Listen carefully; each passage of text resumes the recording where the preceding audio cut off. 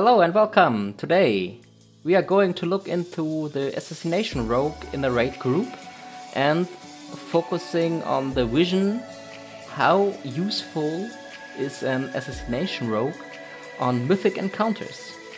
So I cleared normal, heroic and the first boss in Mythic and also looked into the 8 other bosses that are coming in the future. So I already compared a little bit Assassination with Subtlety and want to try to look into the usefulness as an Assassination Rogue has over a Subtlety Rogue. So, but at first, a little recap on my feeling how Assassination deals damage and feels in a raid. So, Assassination is good, and that it's everything I can say. Assassination is good, it's not bad, it's nearly on the same spot as Subtlety is. Of course, on the world race and the first 100 top guilds, or maybe 500 top guilds, the rogues are playing Subtlety because it's more burst and more DPS, of course, in the sim version or in the sim results. But you have to look into the different specs only Assassination has. So Assassination has 3 different specs you can play with. Of course, the poison with Toxic Blade, then the bleed spec with Extinguate and Hemorrhage, and of course the Silent spec of both with the haste buff. You get 20% more haste or what it is.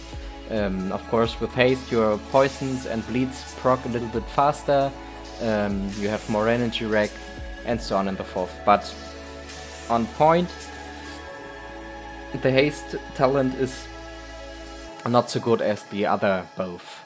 So, but what I want to talk with you today. You can use different specs on different bosses. I looked into what other guilds do. So on Avatar, like you see now in the video, I think if you play Assassination on the Mythic level, you will play with Hemorrhage and Extinguate on this boss. So why you will do this? Of course, to burn down the maiden shield. So you will always have bleeds on the maiden, and you will always have, or you have to try to keep poison on the maiden, because for every bleed dot you get energy back. So you have bleeds and poison on the Avatar, and you have bleed and poisons on the maiden.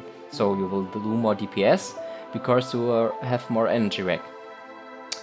And you can instantly does Hemorrhage and Extinguate if you have to swap, because your bleeds are still on maiden, and you can refresh all your bleeds and press Extinguate again. And this is a really huge burst to burst down the shield. So I think in this way Extinguate is a really good spec to play on this fight. Also on the Maiden of Vigilance herself, you can play Hemorrhage and Extinguate, but I guess there you will only play with Elaborate Planning, the 12% damage increase, and Extinguate, because Hemo it's not on the best spot right now. It's overall it's a DPS loss. So I guess you will play with Planning and Extinguate on Maiden of Vigilant. All the other bosses you can play with Toxic Blade. Maybe Demonic Inquisition you can play with the haste buff, because you have 2 targets, you have to swap, you have to go down to refresh your Torment. So I think there the haste buff could be a way to go. I will look into it. But on the point we can say Assassination is really interesting spec to play. because you have more specs you can choose from, you have different playstyles, so it's quite fun. Not like Subtlety, there's nearly always the same playstyle. Of course you can play with DFA, I mean, for AoE, but there is no really intense fight in Tomb of Sargeras where you can play with many ads. Only Hajatan, but there we have as an Assassination Rogue, of course our Fan of Knife with Deadly Poison Procs, and our Poison Bomb. So I think on some of these fights Assassination will be better. Of course, birth-wise, like you need on Sisters or you need on Mistress, you need many a huge burst. Of course, I guess their Subtlety is better, but when a normal raider is on Mistress or on Demonic Inquisition or what else, maybe the bosses get some nerfs, so it's not so important to have this high amount of burst anymore. Also the other classes, maybe there's some fixing, some tuning, but right now you can play both, I guess. Many guilds have, of course, a Subtlety Rogue and the Assassination Rogue in their roster, so there's no point to focus and tunneling on Subtlety. You can stay, if you want, with Assassination and play this beautiful spec. So, what else can we say? What is possible to play on Tomb of Sargeras? Nobody knows how Kill Jaden work, but when I look into the Mythic in the heroic fight, I think Assassination will be better, because you have many ads, you have maybe one more different phase, so we have this black tunneling blind phase where you have to cleave on ads. You can dot every ad, you can run around, you can mark them for your raid. So I think Assassination is on a good spot there. Of course, with Subtlety you can burst them down, first Shadow Dance and Shadow Strike, and just burn them down. It's also a way to play with it. So let's see what the World First guilds do with their rogues. Right now the rosters are full with rogues and mage, because they're so good in single target and bursting, and they have both. They have a Subtlety Rogue and the Assassination Rogue. This is what I can say. So both specs are viable in Mythic. To the rogue ability part. Today, as I said before, we're talking about the rogue as a character in a raid group, especially the Assassination Rogue. And today we want to look into the special abilities a rogue has. Here we have, of course, the most OP talent, Cloak of Shadows. Here, Cloak of Shadows provides a moment of magic immunity, instantly removing all harmful spell effects. The cloak lingers, cause you to resist harmful spells for 5 seconds. With this talent you can cheese so many skills a boss has. Nearly in Tomb of Sargeras, nearly every ability a boss casts is a magic ability, so you are immune to the damage it does, and so you can soak something alone, so nobody else have to move, like the first boss, Goroth. You can every third or fourth soak you can do on your own without anybody else. This is a really good point to tunnel DPS if you have problems to deal the amount of DPS you need to kill this boss. So this could be a moment where you can tunnel more DPS on the raid on the boss, because you can soak alone. Or what else? You can cheese the bomb at Maiden. The Maiden bomb where you have to jump down. You can cheese it. If you got the bomb, press cloak, bomb has gone. Easy mechanic to avoid. Really nice skill the rogue has. So, the next skill I really like is Feint. Feint performs an evasive maneuver, reducing damage taken from area effects by 50% for 5 seconds. So you get 50% less damage from all abilities that are AoE. And let me think, I guess nearly every skill or ability a boss casts is an AoE effect. So here comes to mind Avatar on normal and heroic, of course. You can tunnel your DPS, press of course your cloak, and if you have cloak on CD you can spam Fiend and won't die. So you can tunnel DPS on the boss if you not have to do damage on the maiden's shield, so use Fiend. So the next one of course is Kick. A quick kick that interrupts with a 50-second cooldown that interrupts spell casting and prevent any spell in that school from being cast for 5 seconds. The last part is for PvP, but the kick of course, if you have to kick something on a raid, rogue can do it. Rogues, I mean. So, what else? Distract, sprint. Sprint. Increase your movement speed by 70% for 8 seconds. Usable via in stealth, well, it's not so important, but the point is you get 70% movement speed. If you have to hide something or if you have to avoid an ability, you can deal maybe 2 or 3 more seconds damage because you have sprint. So you are the last one on the boss and the first one back if your sprint is still active. Really nice DPS talent as well to tunnel some DPS. Also you can avoid area on effect on the ground. You can run through them and not deal or not get so much damage because you are faster. And also it has a really low cooldown. With your full learned artifact weapon it's 40 seconds, I guess. Yes, 40 seconds. So keep that in mind to use sprint in a boss fight. So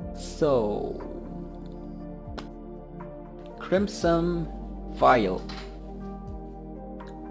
I don't know, but maybe again on Avatar, if it's not lethal damage, you can use Crimson Veil and Fiend together, because with your new artifact skill you get 10% less damage from abilities stacking up 4 times, so 40% less damage. Together with Fiend, 50%. You're not at 90%, but maybe it's a huge amount of damage reduction.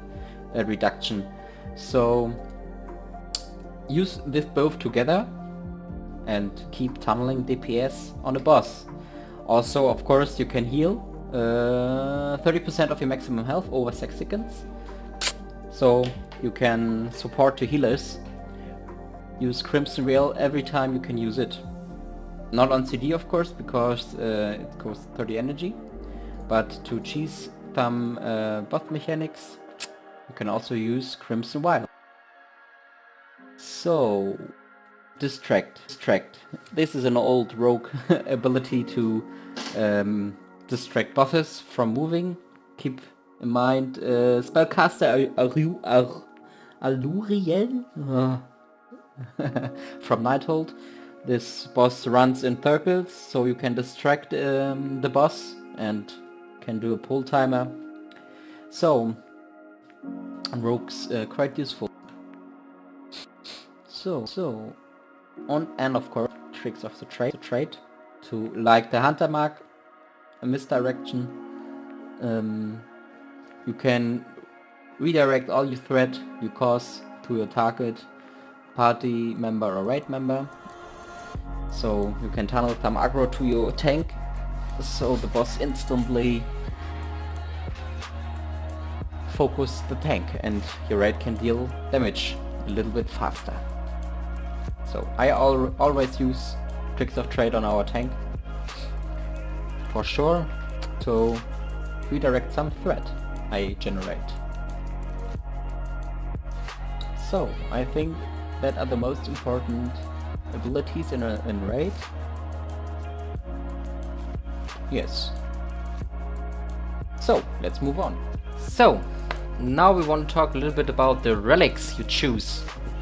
On the video, you now can see the rating of the different relics assassination choose. So on the rare stats, the best relic of course is the reduction of the cooldown of Vendetta. The second is Master Alchemist, which increase the damage shield by deadly poison and wound poison by 5%. And the third is Toxic Blade, which increase damage shield by a venom by 3 seconds. So the place 4th to 8, you can see on the right side of the picture. You don't focus so hard on them. Try to avoid them. Of course, you need these 3 relics. But if you have even worse relics, maybe you have Balanced Blade, you can swap them with Crushing Wounds, no problem. But try to focus on these relics. But what is the difference on these relics? So if you play with boots and have the trinket Elisande drops, Master Assassin won't be so powerful. You only need 2 Master Assassin relics, and then you stack of course Master Alchemist. Or if you want to focus heavy on poison damage, you will try to get 3 Master Alchemist relics and try to get as much mastery as you can get. And then Master Alchemist is nearly the same DPS spot like Master Assassin. So it's your right to choose, but of course try to get one of these 3. They are nearly equal. There's not so big difference in damage, so maybe we can rate them on the same place. So because I have right now 1 Master Assassin, 1 Master Alchemist, and 1 Crushing Wound. The Crushing Wound relic I try to swap with Master Assassin or Master Alchemist. So I focus on the relic maiden drops. Yes, the next point is stats in Mythic. In Mythic, you try to get versatility, because you have not so much mastery on the items. So you have to try to get your mastery from Mythic Plus. But in Tomb of Sargeras there are many versatility items. Try to get them. Also, you try to get haste and mastery. So every item with crit you can ignore.